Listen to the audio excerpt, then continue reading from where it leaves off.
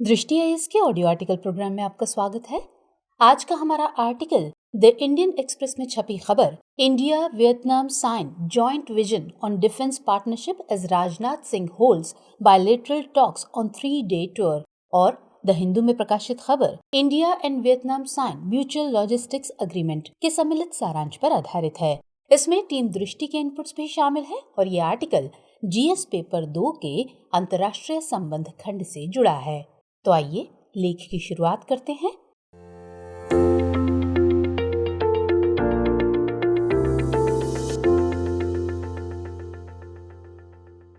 आज का विषय है भारत वियतनाम संबंधों के 50 साल। दरअसल बीते दिनों भारतीय रक्षा मंत्री राजनाथ सिंह वियतनाम की 3 दिवसीय यात्रा पर थे। इस मौके पर उन्होंने वियतनाम के साथ कई समझौतों पर हस्ताक्षर कर दोनों देशों के आपसी सामरिक रिश्तों को और मजबूती देने की कोशिश की।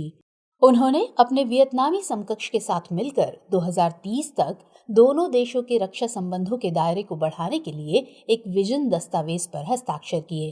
इसके अलावा दोनों देशों के बीच लॉजिस्टिक सहयोग को बढ़ाने की दिशा में एक समझौता ज्ञापन पर भी हस्ताक्षर हुए। ये पहला ऐसा बड़ा समझौता है जिस पर वियतनाम ने किसी भी देश के साथ हस्ताक्षर किए हैं।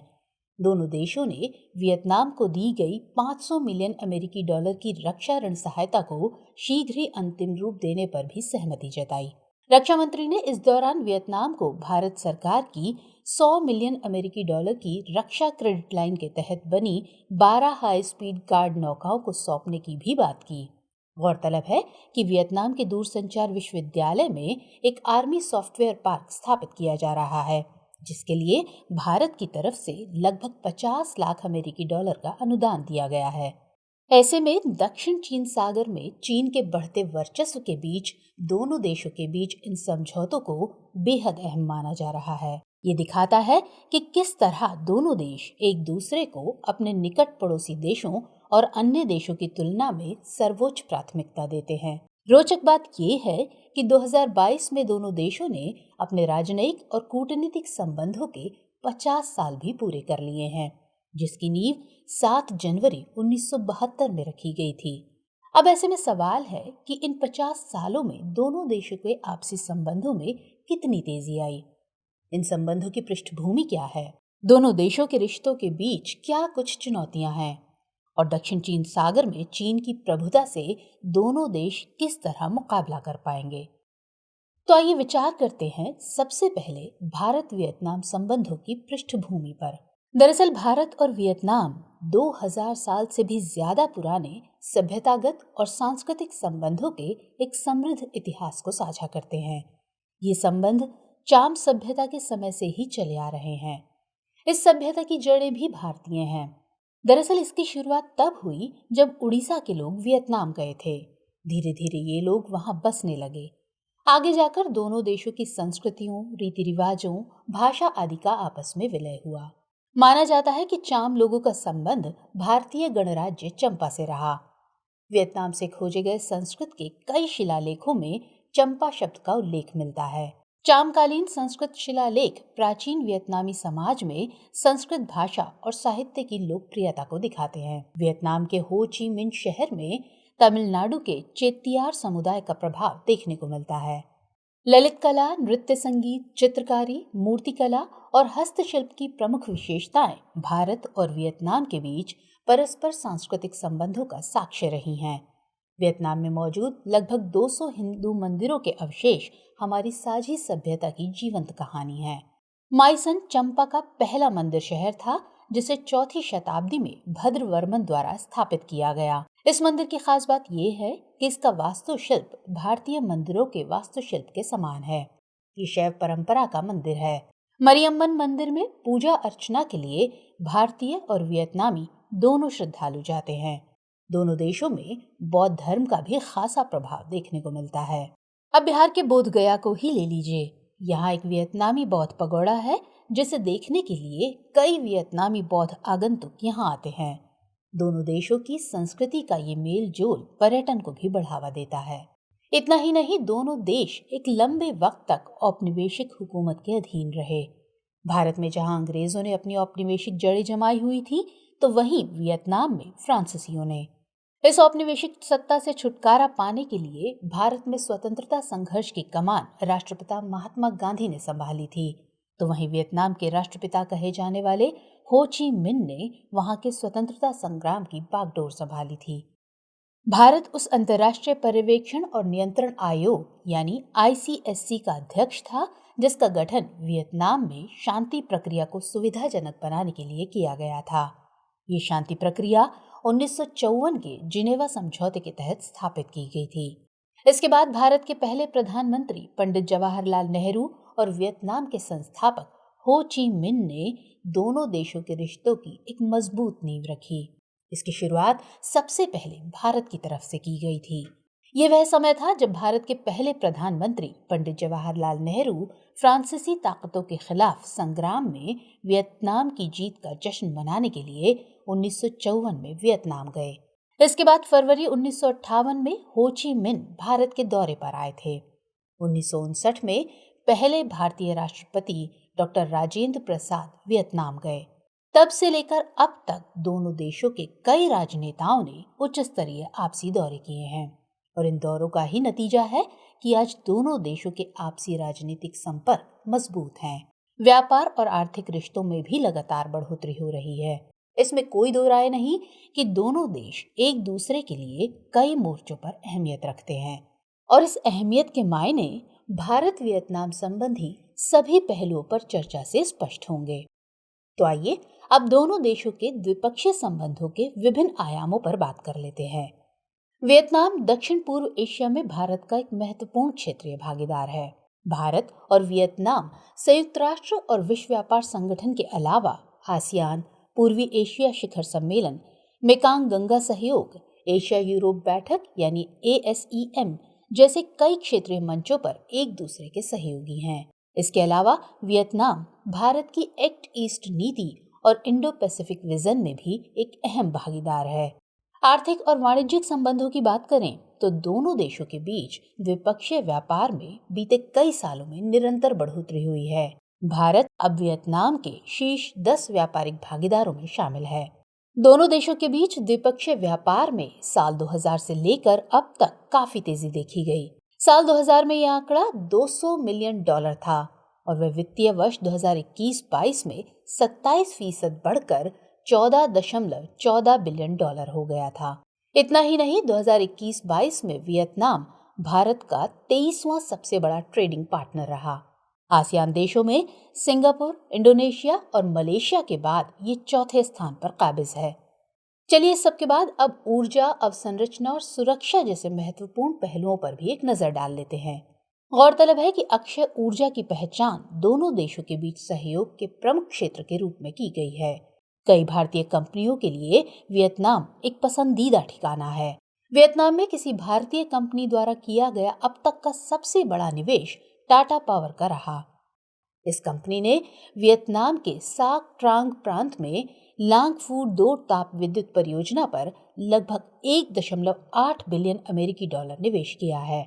इसके अलावा ट्राई 4 जल विद्युत परियोजना और बिन बो पंपिंग स्टेशन की स्थापना में भी भारत मदद कर रहा है।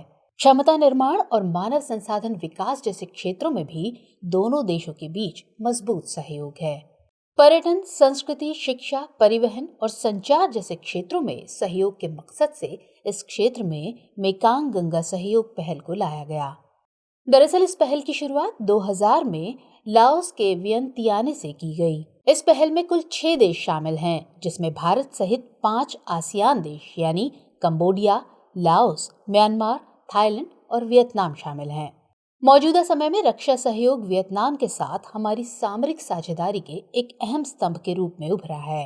हालिया दिनों में दोनों देशों के बीच हुए रक्षा समझौतों से द्विपक्षीय संबंधों में और मजबूती आई है।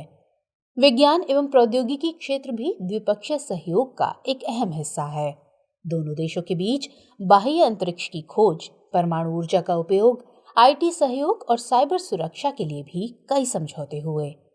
इसके अलावा दोनों देशों के बीच सांस्कृतिक सहयोग एक ऐसा क्षेत्र है जिसे दोनों देश लंबे समय से निभाते आ रहे हैं।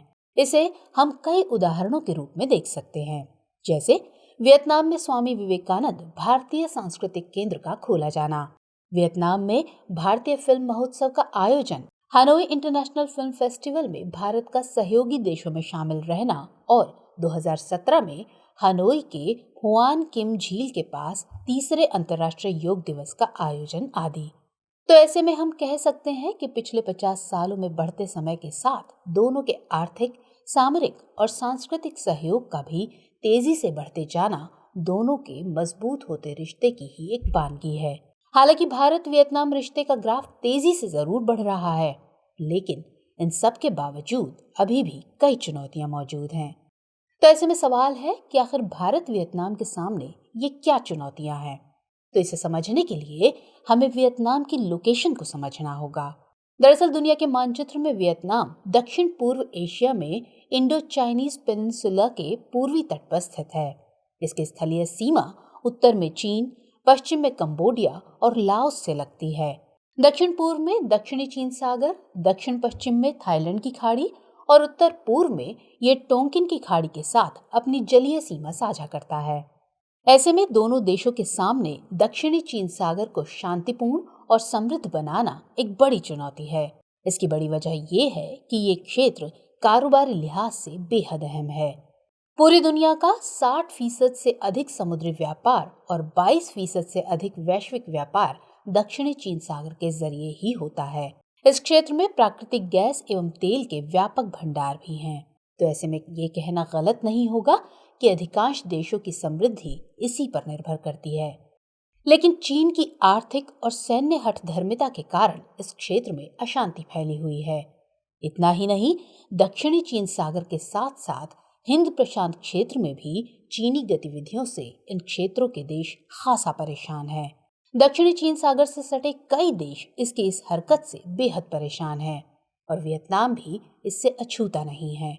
दक्षिण चीन सागर में वियतनाम की अवस्थिति चीन के साथ इसके क्षेत्रीय विवाद को भी पैदा करती है। कई बार समाचारों में भी देखने को मिला है कि चीन द्वारा दक्षिण चीन सागर के पार्सल द्वीप समूह में वियतनाम की मछली पकड़ने वाली नावों को डुबाने का प्रयास किया गया।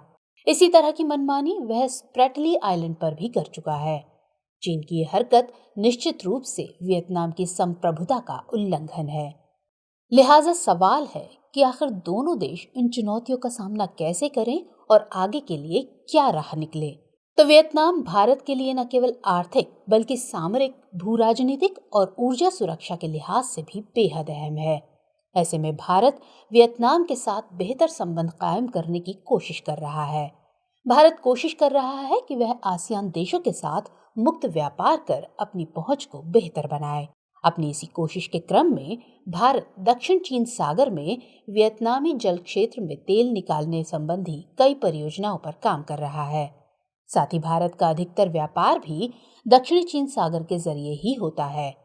ऐसे में दोनों देश साझा हितों की रक्षा के लिए अपने समुद्री सुरक्षा सहयोग को बढ़ाने के लिए मिलकर काम भी कर रहे हैं।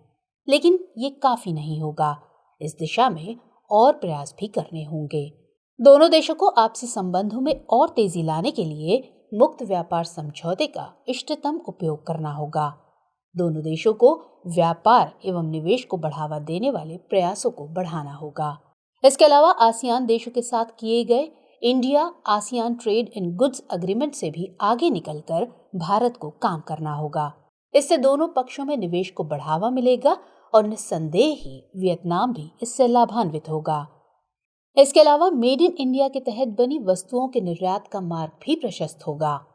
भारत वियतनाम को दक्षिण चीन सागर विवाद को सुलझाने के साथ साथ सभी मोर्चों पर मिलकर काम करना होगा। चूंकि वियतनाम हमारी एक्ट ईस्ट पॉलिसी का मजबूत स्तंभ रहा है। Vietnam military technology, outer space, rocket और मिसाइल आदि के क्षेत्र में भारतीय मदद की इच्छा रखता है, जिसे भारत को पूरा करने की कोशिश करनी चाहिए। इससे दोनों देशों के रिश्ते और रणनीतिक साझेदारी को और मजबूती मिलेगी। आइए अब नोट करते हैं आज का सवाल। भारत की एक्ट ईस्ट पॉलिसी की पृष्ठभूमि के संदर्भ में भारत वियतनाम संबंधों का मूल्यांकन कीजिए।